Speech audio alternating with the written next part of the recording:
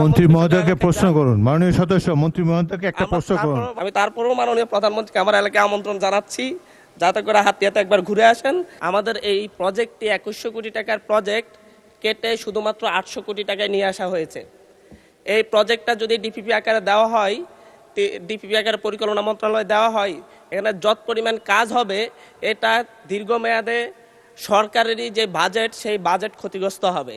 কারণ 3 নদীর মোহনায় অবস্থিত এই হাতিয়া দ্বীপ যদি একসাথে সুকসর ইউনিয়ন থেকে বাংলা বাজার পর্যন্ত, সরিশ্বর বাংলা বাজার পর্যন্ত 11.5 কিলোমিটার নদী ভাঙ্গন রোধের কাজ করা না হয়, তাহলে একদিকে ব্লক ফেলা হলে অন্য দিক থেকে এটা ভেঙে ভিতরের দিকে জনবসতি ভেঙে যাবে।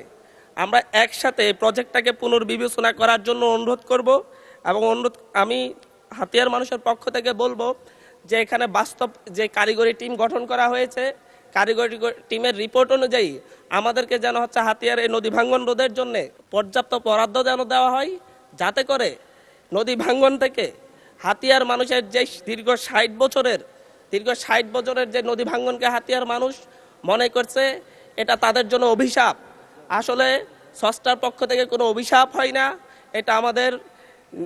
এটা আমরা যদি পরিকল্পনা নিয়ে আগাই, এটা থেকে হাতিয়ার মানুষ মুক্তি নেয়। সরকার যদি সহযোগী হয়, এটা থেকে হাতিয়ার মানুষ মুক্তি পাবে। এই ব্যাপারে আমি আশা করি সরকার এই ব্যাপারে সহযোগিতা করবে। পাশাপাশি আমি এই সংসদে দাঁড়িয়েই মাননীয় প্রধানমন্ত্রীর দৃষ্টি আকর্ষণ করব আমার হাতিয়াতে একবার এসে যেন হাতিয়ার লক্ষ লক্ষ অসহায় মানুষ, দুস্থ মানুষদেরকে দেখে যান, যাতে করে আমরা নিয়মতান্ত্রিকভাবে জানি ইউজুয়ালি হয়ে আসে যে সরকার দলীয় এমপিদের আমন্ত্রণে সাধারণত মাননীয় মন্ত্রী মহোদয়কে প্রশ্ন করুন। মাননীয় সদস্য মন্ত্রী মহোদয়কে একটা প্রশ্ন করুন, পর্যাপ্ত বরাদ্দ দেবেন কিনা সেটা জিজ্ঞাসা করুন। অবশ্যই আমি তারপরেও মাননীয় প্রধানমন্ত্রীকে আমার এলাকায় আমন্ত্রণ জানাচ্ছি, যাতে করে হাতিয়াতে একবার ঘুরে আসেন। আমি মাননীয় পানি সম্পদ মন্ত্রীর দৃষ্টি আকর্ষণ করে বলছি, কারিগরি টিমের রিপোর্ট অনুযায়ী আমরা পর্যাপ্ত বরাদ্দ পাবো কিনা। মাননীয় মন্ত্রী। ধন্যবাদ মাননীয় স্পিকার।